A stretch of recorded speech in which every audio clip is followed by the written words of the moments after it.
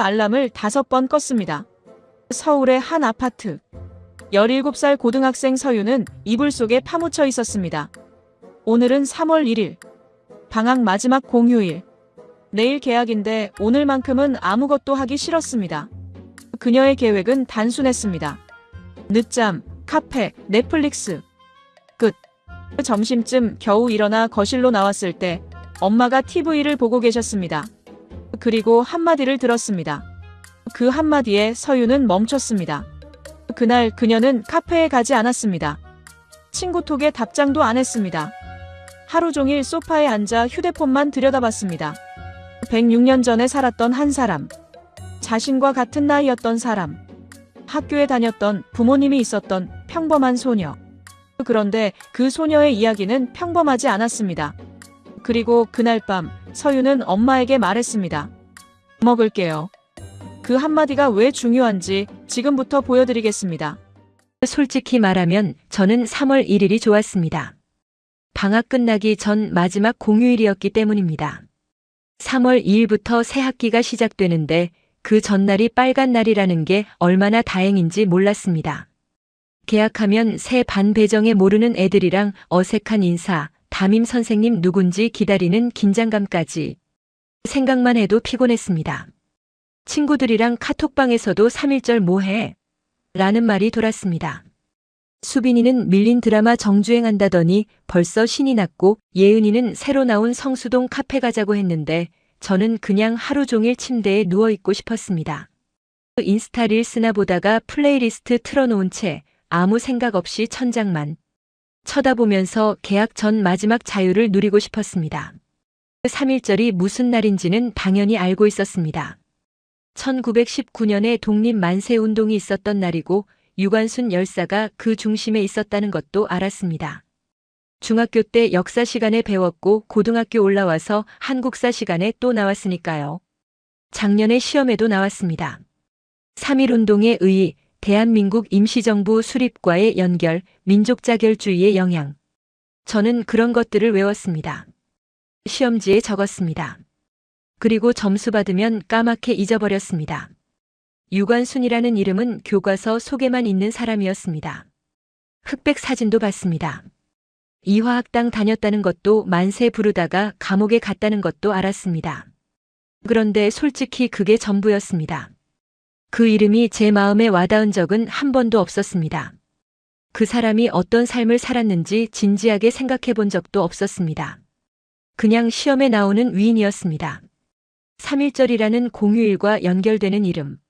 저한테는 그 정도였습니다. 저는 그게 부끄러운 일인 줄도 몰랐습니다. 3월 1일 아침 저는 11시까지 푹 잤습니다. 알람 꺼놓고 실컷 자다가 배고파서 일어났습니다. 세수도 안 하고 거실로 나왔는데 엄마가 소파에서 TV를 보고 계셨습니다. 뉴스에서 3.1절 기념식 영상이 나오고 있었고 태극기가 바람에 펄럭이는 장면이 보였습니다. 저는 냉장고에서 초코우유를 꺼내면서 화면을 흘기 쳐다봤습니다. 별 관심 없이 방으로 돌아가려는데 엄마가 말씀하셨습니다. 서유나 유관순 열사가 너랑 동갑이었대. 저는 우유팩을 든 채로 멈췄습니다. 네? 동갑이요? 응. 17살. 만세 운동할 때 너랑 똑같은 나이였대. 저는 그 자리에 서서 엄마를 쳐다봤습니다. 17살이요?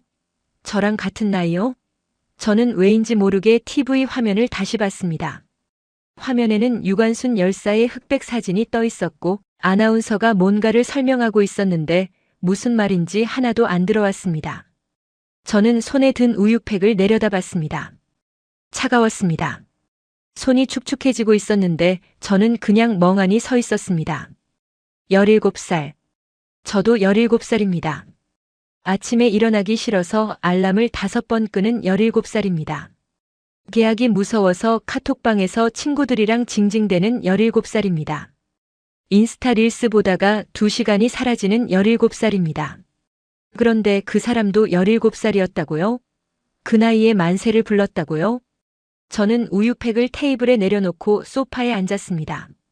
그리고 휴대폰을 꺼내서 검색창에 천천히 입력했습니다. 해시태그 유관순. 그때까지 저는 몰랐습니다. 그 세 글자 뒤에 무엇이 있는지 검색 결과가 화면을 채웠습니다. 저는 소파에 웅크리고 앉아서 휴대폰을 들여다봤습니다. 유관순, 1902년 12월 16일 충청남도 천안 출생. 저는 그 숫자를 보고 머릿속으로 계산을 해봤습니다. 1919년이면 그녀는 17이었습니다. 저와 같은 해를 살고 있는 나이였습니다. 지금 저처럼 고등학교 2학년이 되는 나이였습니다. 저는 화면을 스크롤하면서 계속 읽었습니다. 이화학당 보통과 재학 중 3.1운동 참여. 학교 휴교 후 고향 천안으로 내려가 만세운동 주도. 저는 그 문장에서 손가락이 멈췄습니다. 학교가 휴교했다고요? 저는 다시 읽어봤습니다. 1919년 3월 서울에서 만세운동이 일어난 후 일제가 학교들을 강제로 닫아버렸습니다. 학생들은 집으로 돌아가야 했습니다. 그녀도 그렇게 고향으로 내려갔습니다. 그런데 거기서 멈추지 않았습니다. 고향에서 다시 만세운동을 준비했습니다. 저는 그 부분을 읽으면서 이상한 기분이 들었습니다. 저라면 어땠을까요? 학교가 문을 닫으면 저는 아마 집에서 뒹굴거렸을 겁니다. 유튜브 보고 과자 먹고 엄마한테 밥 차려달라고 하면서 방학이 길어졌네 좋아했을 겁니다. 그런데 그녀는 달랐습니다. 서울에서 고향까지 내려가는 그 길 위에서 그녀는 이미 다음 만세운동을 계획하고 있었습니다. 그녀의 고향은 천안이었습니다. 부모님과 함께 살고 있었습니다. 아버지는 유중권, 어머니는 이소재라는 이름이었습니다. 평범한 가정이었습니다. 농사를 짓고 교회를 다니고 딸을 서울로 유학 보낼 정도로 교육열이 있는 집안이었습니다. 저는 그 정보를 읽으면서 왠지 모르게 우리 집이 떠올랐습니다. 저도 부모님이랑 살고 있습니다. 저도 학교에 다니고 있습니다. 저도 평범한 가정의 평범한 딸입니다. 그런데 그녀는 그 평범한 일상 속에서 태극기를 만들고 있었습니다. 저는 계속 스크롤을 내렸습니다. 화면에 그녀의 사진이 떴습니다. 흑백 사진이었는데 교복 같은 옷을 입고 정면을 바라보고 있었습니다. 저는 두 손가락으로 화면을 확대했습니다. 얼굴이 크게 보였습니다. 눈이 또렷했습니다. 입술은 꾹 다물고 있었고 표정은 담담했습니다. 저는 숨을 멈추고 그 눈을 들여다봤습니다. 이게 17살 얼굴이라고요? 저보다 어려 보이지도 않았습니다. 나이 들어 보이지도 않았습니다. 그냥 저랑 비슷한 또래의 얼굴이었습니다. 학교에서 스쳐 지나가면 그냥 선배인가 보다 하고 넘어갈 것 같은 얼굴이었습니다. 그런데 눈빛이 달랐습니다. 저는 셀카 찍을 때 제 눈을 본 적이 있습니다. 필터 뭐 쓸까 고민하면서 표정. 어떻게 지을까 고민하면서 어느 각도가 제일 예뻐 보일까 고민하는 눈이었습니다. 그녀의 눈은 그런 게 아니었습니다. 흔들리지 않았습니다. 무섭다기보다는 단단했습니다. 이미 마음을 정한 사람의 눈이었습니다. 같은 나이인데 저는 이 눈을 가져본 적이 없습니다. 저는 휴대폰을 내려놓고 창밖을 봤습니다. 3월에 햇살이 들어오고 있었습니다. 아파트 단지 놀이터에서 아이들이 뛰어노는 소리가 들렸습니다. 평화로웠습니다. 저는 이 평화 속에서 계약 걱정을 하고 있었습니다. 그녀는 106년 전 같은 계절에 나라를 걱정하고 있었습니다. 저는 다시 휴대폰을 들었습니다. 아직 읽어야 할 게 남아 있었습니다. 그녀가 고향에서 무슨 일을 했는지, 그 이후에 어떻게 됐는지. 저는 스크롤을 내리면서 손끝이 차가워지는 걸 느꼈습니다. 1919년 4월 1일 아운의 장터. 그 날짜가 눈에 들어왔습니다. 저는 손가락을 멈추고 화면을 쳐다봤습니다. 4월 1일. 만우절. 저한테는 친구들이랑 장난치는 날인데 그녀한테는 그게 아니었습니다. 그날 그녀는 부모님과 함께 장터로 걸어갔습니다. 그리고 세 사람 중 한 사람만 돌아왔습니다. 저는 화면을 내리면서 심장이 빨라지는 걸 느꼈습니다. 1919년 4월 1일. 충청남도 천안 병천면 아운의 장터. 그날은 장이 서는 날이었습니다. 인근 마을에서 사람들이 모여들었습니다. 물건을 사고 팔고 안부를 묻고 일상적인 하루가 시작될 예정이었습니다. 그런데 그날 아침 유관수는 부모님과 함께 집을 나섰습니다. 손에는 태극기가 들려 있었습니다. 저는 그 장면을 상상해 봤습니다. 이른 아침 아직 해가 완전히 뜨지 않은 시간. 차가운 공기를 마시며 걸어가는 세 사람. 아버지, 어머니, 그리고 17살 딸. 세 사람은 무슨 말을 했을까요? 아니, 어쩌면 아무 말도 하지 않았을지도 모릅니다. 할 말이 없어서가 아니라 이미 마음이 정해져서 장터에 도착했을 때 이미 사람들이 모여 있었습니다. 기록에 따르면 약 3,000명이었습니다. 농민들, 상인들, 학생들, 어른들, 아이들. 그들은 모두 손에 태극기를 들고 있었습니다. 누군가의 신호를 기다리고 있었습니다. 그리고 그 신호가 떨어졌습니다. 대한 독립 만세. 저는 그 소리를 상상해 봤습니다. 3,000명이 동시에 내지르는 외침. 장터 바닥이 울릴 정도로 큰 소리였을 겁니다. 가슴팍을 뚫고 나오는 소리였을 겁니다. 목이 찢어지는 줄 알면서도 멈출 수 없는 소리였을 겁니다. 그건 노래가 아니었습니다. 기도였습니다. 땅에 묻어야 할 말들을 하늘로 던지는 기도. 유관순도 그 자리에서 목이 터져라 외쳤을 겁니다. 부모님 옆에서 마을 사람들 사이에서 태극기를 흔들면서 저는 그녀의 얼굴을 떠올려 봤습니다. 아까 본 그 흑백 사진 속 얼굴. 단단한 눈빛. 꾹 담은 입술. 그 입술이 열려서 만세를 외치는 모습을 상상하니까 가슴 한쪽이 뜨거워지면서 조여왔습니다. 그런데 그 만세 소리는 오래가지 못했습니다. 일본 헌병대가 출동했습니다. 총과 칼을 든 군인들이 장터로 들이닥쳤습니다. 사람들을 향해 무차별적으로 공격을 시작했습니다. 도망치는 사람들, 쓰러지는 사람들, 비명소리, 총소리. 평화로운 장터가 순식간에 아수라장이 됐습니다. 저는 그 부분을 읽으면서 손이 떨렸습니다. 읽고 싶지 않았습니다. 그런데 눈을 뗄 수가 없었습니다. 그날 유관순의 아버지 유중권이 숨졌습니다. 그날 유관순의 어머니 이소재도 숨졌습니다. 저는 그 문장을 읽고 휴대폰을 내려놓았습니다.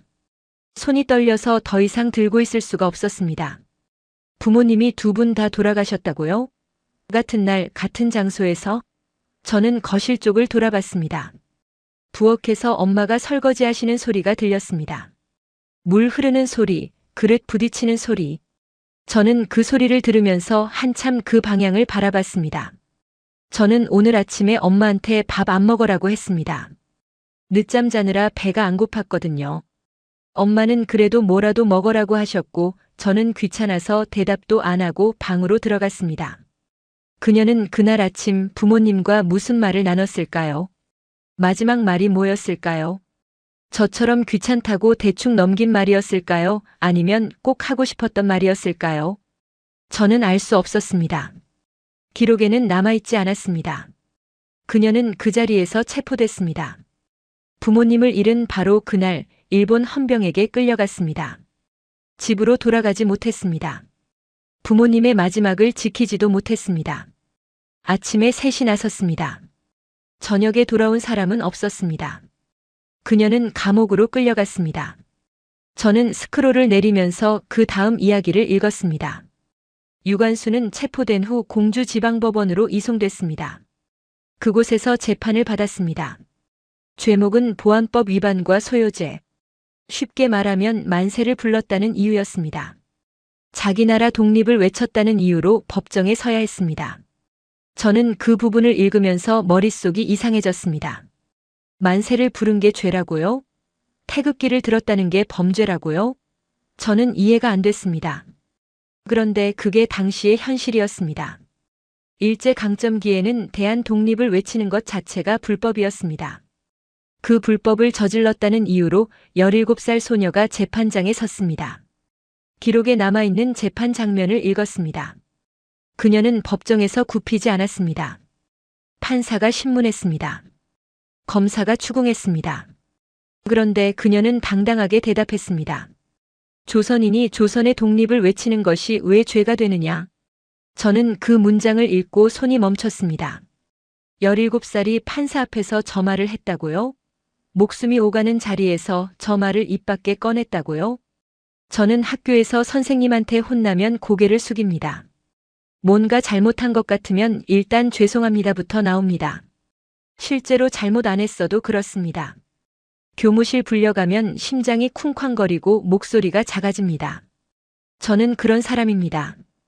그녀는 판사 앞에서 눈을 피하지 않았습니다. 재판장은 교무실과 비교할 수 없는 곳이었을 겁니다. 잘못하면 혼나는 정도가 아니라 목숨을 잃을 수도 있는 자리였습니다. 그런데 그녀는 고개를 숙이지 않았습니다. 사과하지 않았습니다. 오히려 되물었습니다. 왜 이게 죄냐고. 1심에서 징역 5년이 선고됐습니다. 그녀는 항소했습니다. 2심에서 징역 3년으로 감형됐습니다. 그런데 그녀는 그걸로 끝내지 않았습니다. 감옥에서도 만세를 불렀습니다. 복종하지 않았습니다. 그래서 형량이 다시 7년으로 늘어났습니다. 저는 그 숫자를 보면서 숨이 막히는 것 같았습니다. 감옥에서 만세를 불렀다고 형량이 늘어난다고요? 보통 사람이라면 조용히 있었을 겁니다. 시키는 대로 하고 고개 숙이고 시간이나 때웠을 겁니다.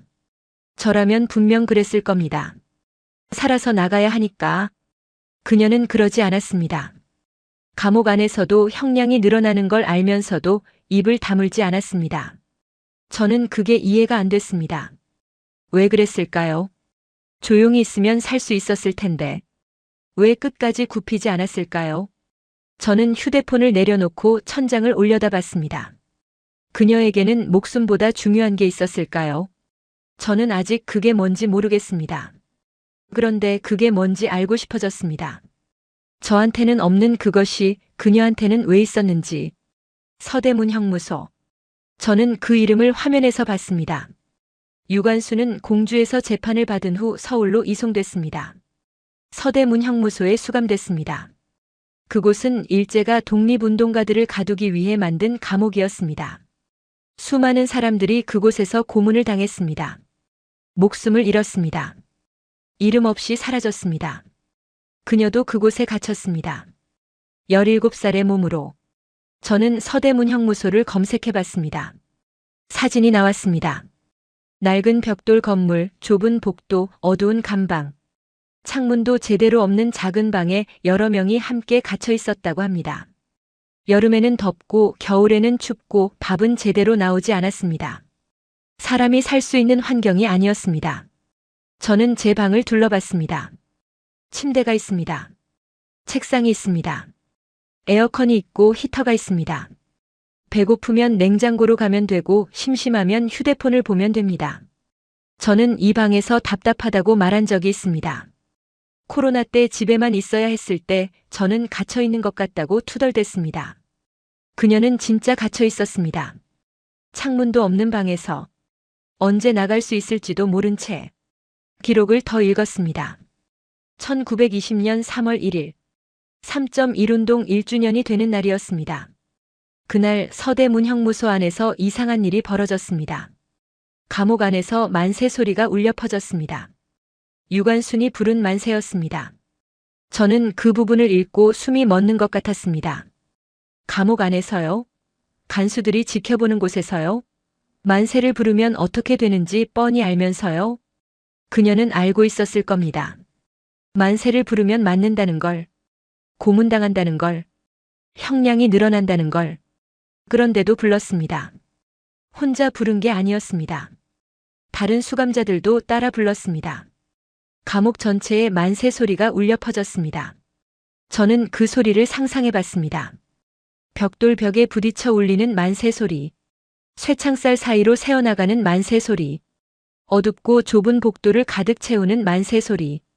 그건 자유를 향한 외침이었을 겁니다.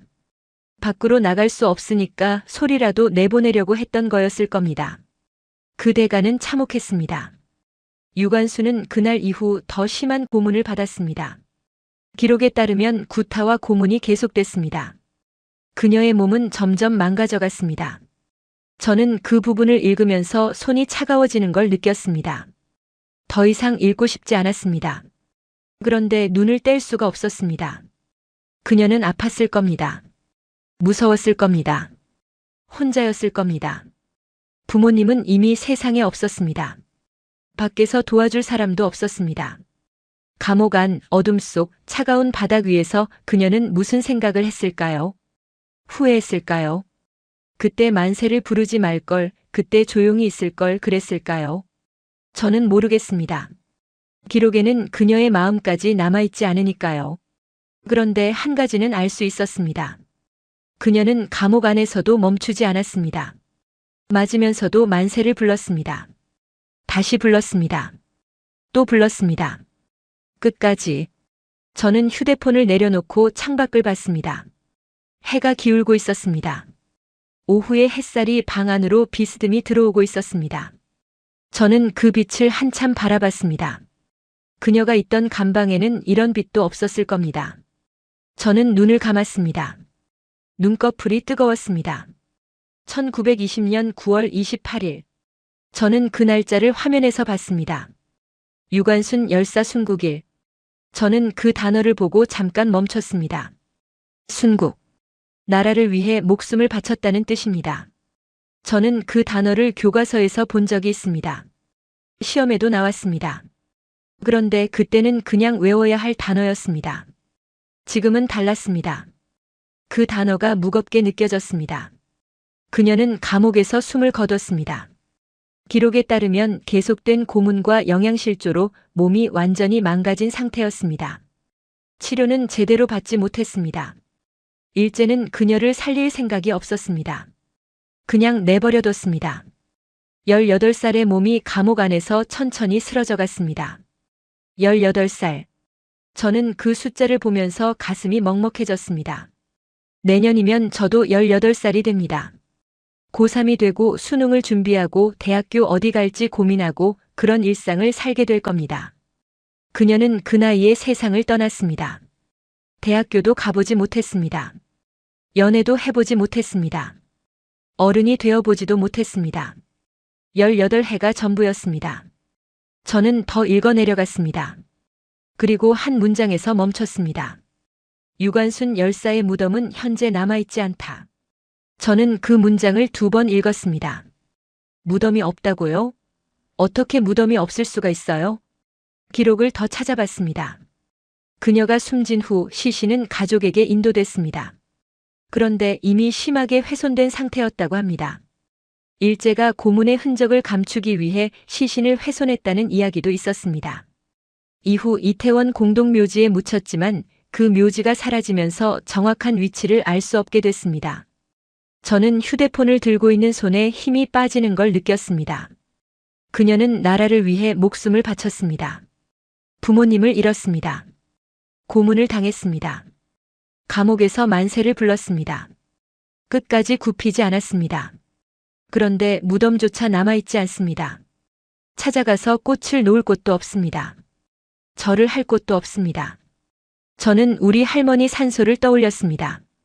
작년 추석에 가족들이랑 같이 갔었습니다. 풀을 뽑았습니다. 꽃을 놓았습니다.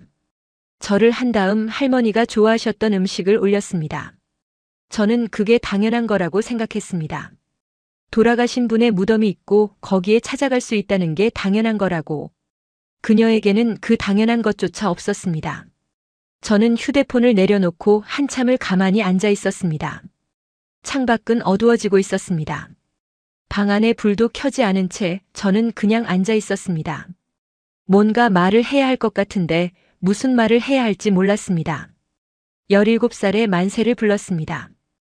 18살에 세상을 떠났습니다. 무덤은 남아있지 않습니다. 저는 그 세 문장을 머릿속에서 계속 되뇌었습니다. 그리고 뭔가가 목까지 차오르는 걸 느꼈습니다. 그냥 목이 막히고 숨이 잘 안 쉬어지고 눈이 뜨거웠습니다. 저는 아까 아침에 3.1절이 그냥 쉬는 날이라고 생각했습니다.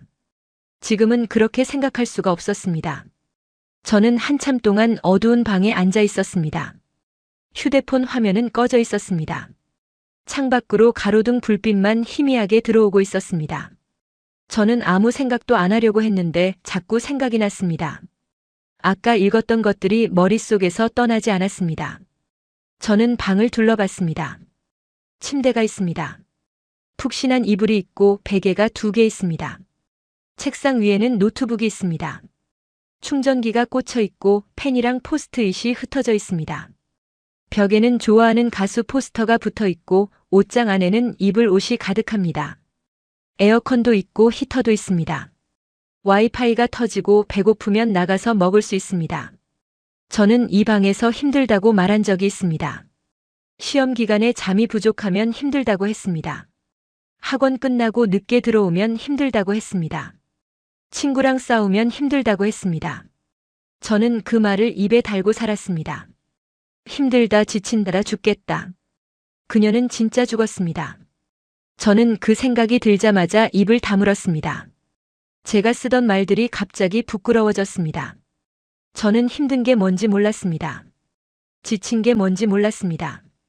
죽겠다는 말을 너무 쉽게 했습니다. 그녀는 창문도 없는 감방에서 매일을 버텼습니다. 맞으면서 버텼습니다. 굶으면서 버텼습니다.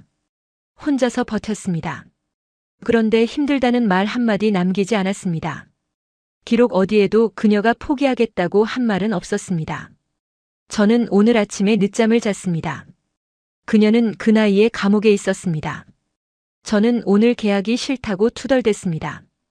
그녀는 학교가 문을 닫자 만세운동을 준비했습니다. 저는 오늘 엄마한테 밥 안 먹는다고 했습니다. 그녀는 부모님을 두 분 다 잃었습니다. 저는 그 대비가 자꾸 머릿속에서 맴돌았습니다. 같은 나이인데 왜 이렇게 다를까요? 저는 2025년에 살고 있습니다. 그녀는 1902년에 태어나서 1920년에 세상을 떠났습니다. 시대가 달랐습니다. 상황이 달랐습니다. 모든 게 달랐습니다. 그런데 그게 이유가 될까요? 저는 생각했습니다. 만약 제가 그 시대에 태어났다면 어땠을까요? 저도 만세를 불렀을까요? 저도 감옥에서 버텼을까요? 저도 끝까지 굽히지 않았을까요? 솔직히 자신이 없었습니다. 저는 무서운 게 많은 사람입니다. 선생님한테 혼나는 것도 무섭습니다. 친구들한테 미움받는 것도 혼자 남는 것도 무섭습니다. 그런 제가 일본 군인 앞에서 만세를 부를 수 있었을까요? 부모님이 눈앞에서 쓰러지는 걸 보고도 도망가지 않을 수 있었을까요? 모르겠습니다. 정말 모르겠습니다. 그런데 한 가지는 알 것 같았습니다. 그녀가 그렇게 할 수 있었던 건 무서움이 없어서가 아니었습니다. 그녀도 무서웠을 겁니다. 17살이 무섭지 않았을 리가 없습니다. 그런데도 했습니다. 무서우면서도 했습니다. 저는 아직 그 용기가 뭔지 모릅니다. 그런데 한 가지는 할 수 있을 것 같았습니다. 기억하는 것. 그녀가 있었다는 걸 기억하는 것. 그녀가 뭘 했는지 기억하는 것. 그녀가 왜 그랬는지 생각해 보는 것. 그 정도는 저도 할 수 있을 것 같았습니다. 저는 방불을 켰습니다. 어두웠던 방이 환해졌습니다. 저는 다시 휴대폰을 들었습니다. 아직 읽을 게 남아 있었습니다. 저는 휴대폰을 내려놓았습니다. 더 이상 검색할 게 없었습니다. 유관순 열사에 대해 찾을 수 있는 건 거의 다 읽었습니다. 태어난 날, 만세를 부른 날, 부모님을 잃은 날, 감옥에 간 날, 세상을 떠난 날. 저는 그 모든 날짜를 머릿속에 넣었습니다. 그런데 이상하게도 숫자들은 잘 기억이 안 났습니다. 대신 다른 것들이 기억에 남았습니다. 판사 앞에서 눈을 피하지 않았다는 것. 감옥에서도 만세를 멈추지 않았다는 것. 끝까지 굽히지 않았다는 것. 저는 창밖을 봤습니다. 밤이었습니다. 3월 1일이 거의 끝나가고 있었습니다. 아침에 눈을 떴을 때만 해도 이 하루가 이렇게 될 줄 몰랐습니다. 그냥 늦잠 자고 친구들이랑 카톡하고 내일 계약 싫다고 투덜대다가 잠드는 하루가 될 줄 알았습니다. 그런 하루가 아니었습니다. 저는 오늘 하루 종일 소파에 앉아서 휴대폰만 들여다봤습니다. 카페도 안 갔습니다. 친구들 톡에 답장도 안 했습니다. 그냥 한 사람의 이야기를 읽었습니다. 그리고 그 이야기가 저를 바꿔놓았습니다. 저는 아까 제 방을 둘러봤습니다. 침대, 책상, 노트북, 에어컨, 히터. 저한테는 다 있었습니다. 그녀한테는 아무것도 없었습니다. 저는 내일 학교에 가는 게 싫었습니다. 그녀는 학교에 가고 싶어도 갈 수 없었습니다. 학교가 문을 닫았으니까요. 나라가 없었으니까요. 저는 생각했습니다. 제가 지금 학교에 갈 수 있는 건 대한민국이라는 나라에서 살고 있기 때문입니다. 제가 지금 자유롭게 말할 수 있는 건 누군가 그 자유를 위해 싸웠기 때문입니다. 제가 지금 이 방에서 편하게 앉아 있을 수 있는 건 그녀 같은 사람들이 있었기 때문입니다. 저는 그걸 오늘 처음 느꼈습니다. 교과서에서 100번 읽어도 몰랐던 걸 오늘 하루 만에 알았습니다. 3.1절이 왜 빨간 날인지, 왜 기억해야 하는 날인지 오늘 처음 알았습니다. 저는 내일 학교에 갑니다. 개학 첫날이고 새 반 배정받고 새 담임 선생님 만나고 어색한 인사를 나눌 겁니다. 예전이었으면 짜증냈을 겁니다. 내일도 짜증날 수도 있습니다. 저는 원래 그런 사람이니까요. 그런데 하나는 달라질 것 같습니다. 내년 3월 1일이 오면 저는 이제 그냥 쉬는 날이라고 말하지 않을 겁니다. 저는 기억할 겁니다. 17살에 만세를 부른 사람이 있었다는 걸, 그 사람도 저처럼 학교에 다녔다는 걸, 그 사람은 저와 달리 돌아오지 못했다는 걸. 저는 일어나서 방문을 열었습니다. 거실에 엄마가 계셨습니다. TV를 보고 계셨는데 제가 나오니까 고개를 돌리셨습니다. 서윤아, 저녁 안 먹어? 저는 잠깐 엄마를 바라봤습니다. 아침에 밥 안 먹으라고 했던 게 떠올랐습니다. 저는 대답했습니다. 먹을게요. 그리고 식탁으로 걸어갔습니다. 17살이 만세를 불렀습니다. 3월 1일 아침 늦잠을 자던 17살 서윤. 그녀는 그날 하루 동안 한 사람의 이야기를 읽었습니다. 106년 전 자신과 같은 나이였던 사람. 만세를 불렀습니다. 부모님을 잃었습니다. 감옥에서도 멈추지 않았던 사람. 그 사람의 무덤은 남아있지 않습니다. 그런데 이름은 남았습니다. 유관순. 우리는 그 이름을 교과서에서 봤습니다. 시험에서 외웠습니다. 그런데 오늘 서윤처럼 다시 한번 그 이름을 들여다본 분이 계시다면 이 영상이 의미가 있었다고 생각합니다. 3.1절은 쉬는 날이 아닙니다. 기억하는 날입니다. 오늘 이 영상을 끝까지 봐주신 여러분, 감사합니다. 혹시 주변에 이 이야기를 아직 모르는 분이 계시다면 공유해 주시면 좋겠습니다. 우리가 기억하는 만큼 그분들은 사라지지 않습니다. 다음 영상에서 또 뵙겠습니다.